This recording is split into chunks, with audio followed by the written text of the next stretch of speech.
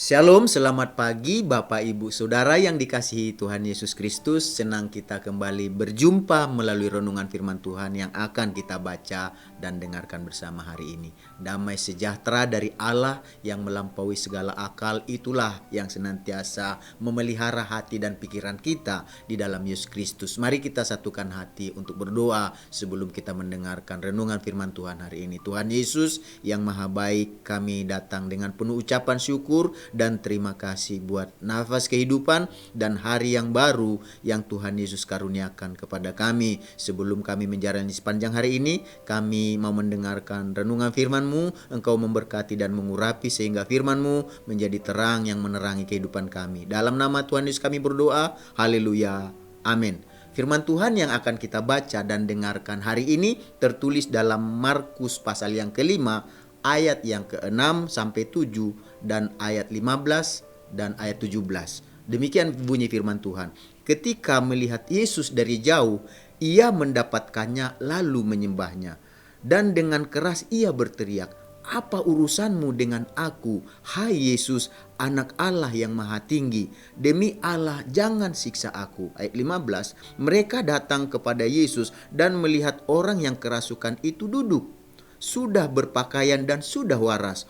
Orang yang tadinya kerasukan legion itu, maka takutlah mereka. Ayat 17, lalu mereka mendesak Yesus supaya ia meninggalkan daerah mereka. Dari ayat-ayat yang kita baca dan dengarkan hari ini, kita akan berbicara tentang kehadiran Yesus dengan berbagai respon. Kehadiran Yesus dengan berbagai respons yang dimaksud adalah tanggapan dan reaksi dari berbagai orang ketika mereka melihat kehadiran Yesus.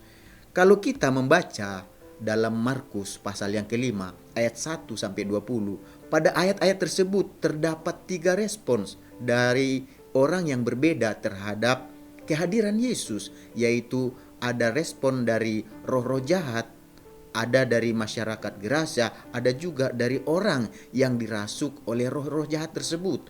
Respon yang pertama adalah respon dari roh-roh jahat. Kehadiran Yesus setelah ia turun dari perahu ternyata sangat tidak diinginkan oleh roh-roh jahat yang merasuki orang yang berada di pekuburan yang ada di daerah Gerasa. Itulah sebabnya ketika roh-roh jahat itu melihat kehadiran Yesus, mereka berlari mendapatkan Yesus, lalu mereka menyembah Yesus dan dengan keras mereka berteriak, "Apa urusanmu dengan aku, hai Yesus, anak Allah yang maha tinggi? Demi Allah jangan siksa aku." Jadi roh-roh jahat ini sangat mengenal siapa itu Yesus. Mereka berkata bahwa ia yang adalah Yesus adalah anak Allah yang maha tinggi. Karena pengenalan inilah makanya para roh-roh jahat tadi yang merasuk orang tersebut, mereka ini takut disiksa oleh Yesus. Karena takut disiksa oleh Yesus, para roh jahat itu meminta kepada Yesus supaya mereka jangan diusir dari daerah tersebut. Mereka memohon supaya Yesus memindahkan mereka dari orang yang mereka rasuki ke dalam kawanan babi yang sedang mencari makan saat itu. Lalu Yesus mengabulkan permohonan mereka dan mereka pun merasuki kawanan babi saat tersebut. Lalu kawanan babi yang dirasuk itu, mereka pun kawanan ini terjun dari tepi jurang ke dalam danau dan mereka kawanan babi ini mati lemas di dalam danau tersebut. Jadi itulah respon yang pertama dari roh-roh jahat yang takut disiksa oleh kehadiran Yesus. Lalu ada respon kedua yang dimana ini respon dari masyarakat di Gerasa yang menyaksikan peristiwa orang yang kerasukan dan kematian kawanan babi. Mereka ini juga memiliki respon terhadap bagaimana setelah mereka melihat bahwa orang yang dirasuk setan ini, roh-roh jahat ini sudah berpakaian dan sudah waras. Tetapi respon orang-orang Gerasa ini bukannya malah senang melihat hal tersebut. Malahan mereka menjadi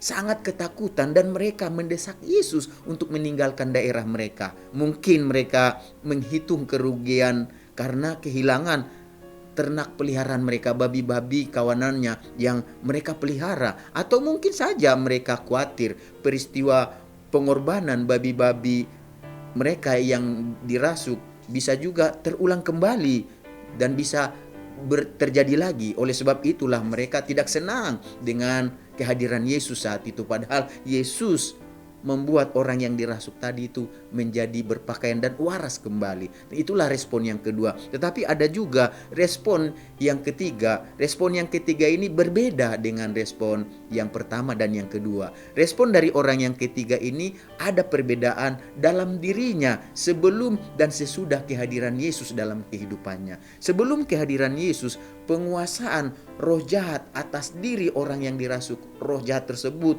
membuatnya seperti orang gila dan tidak memikirkan lagi masalah kehidupannya, dia ini berpakaian atau tidak. Bahkan dikatakan dia ini di pekuburan, di bukit-bukit, dia katakan dia ini berteriak sambil memukuli dirinya. Jadi dia bukan dia lagi karena roh setan saat itu, roh jahat menguasai dirinya. Jadi sementara ya pengendalian Tuhan atas dirinya setelah dia mengalami kehadiran Tuhan dan Yesus mengendalikan kehidupannya, kehidupan orang itu kembali normal, berjalan seperti biasanya dan normal dan kelihatan benar seperti biasanya. Ia tampak sudah berpakaian dan ia waras kembali. Bahkan ia memohon kepada Yesus supaya diperkenankan untuk menyertai Yesus dalam pelayanannya. Tetapi Yesus memintanya pulang dan menyaksikannya di rumah dan di kampungnya. Orang tersebut menyaksikan Kristus dan karyanya dalam hidupnya. Mulai dikatakan dari daerah Dekapolis, kesaksiannya ini membuat banyak orang yang mendengar menjadi terheran-heran. Sebab kesembuhan seperti itu jarang terjadi. Jadi Bapak Ibu Saudara yang dikasihi Tuhan Yesus Kristus, marilah kita dari kisah tadi belajar untuk menyadari betapa pentingnya kehadiran Yesus dalam kehidupan kita dan orang di sekitar kita. Karena kehadiran Yesus dalam kehidupan seseorang akan membawa sukacita. Karena itu berarti bahwa orang yang terhilang tersebut kembali datang kepada Yesus. Dan itu berarti bahwa Yesus sendiri telah menyatakan betapa satu jiwa sangat berharga baginya, melebihi kawanan babi tadi. Yang kalau kita baca di dalam perikop tersebut, itu kawanan itu sekitar legion atau jumlahnya itu 2000-an. Dan itu dikatakan bagi Yesus lebih berharga jiwa yang diselamatkan tadi, yang datang, yang mengalami kehadiran Yesus. Sangat disayangkan ketika ada saudara seiman yang lebih memikirkan saat itu keuntungan materi jika dibandingkan keselamatan jiwa saudaranya yang lain. Jadi saat kita menerima keselamatan oleh kehadiran Yesus, ada tugas untuk menyaksikannya kepada orang lain. Dan mungkin saja sangat menarik bila kita menyaksikan karya Tuhan di tempat-tempat yang jauh. Ada kalanya juga kita meminta Tuhan supaya kita melalui kehidupan kita menyampaikan apa yang sudah kita alami. Sama seperti seorang tadi yang dirasuk oleh roh jahat, dan ketika dia mengalami kehadiran Yesus, Tuhan menyuruh dia untuk menyaksikan, dan dia menyaksikannya. Ada kalanya kita menyaksikan kesaksian bagaimana kehadiran Yesus telah mengubah kehidupan kita. Kita menyaksikannya contohnya di lingkungan terkecil, yaitu di rumah dan di kampung kita. Ketika mereka menyaksikan bagaimana perbuatan Tuhan yang ajaib dan nyata dalam kehidupan kita, maka akan ada harapan bahwa mereka yang mendengar kesaksian tersebut, mereka bisa menerima Yesus. Jadi Bapak Ibu, Saudara yang dikasihi Tuhan Yesus, harapkanlah kehadiran Tuhan Yesus dalam kehidupan kita. Karena kehadiran Tuhan Yesus sanggup mengubah apa yang tidak bisa dilakukan oleh manusia, tetapi bisa dilakukan oleh kuasa Yesus. Iblis aja, roh-roh jahat saja tahu siapa itu Yesus. Apalagi kita yang saat ini percaya Yesus. Mari kita hadirkan terus Yesus dalam kehidupan kita.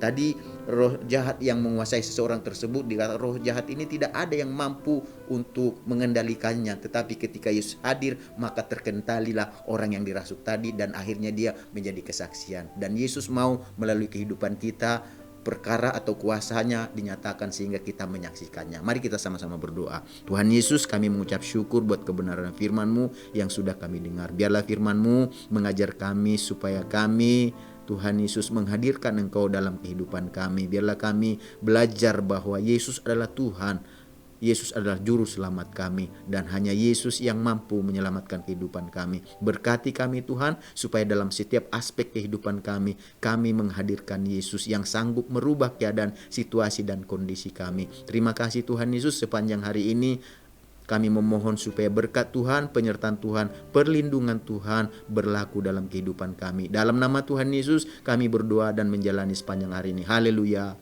Amin. Selamat beraktivitas. Tuhan Yesus memberkati kita semuanya.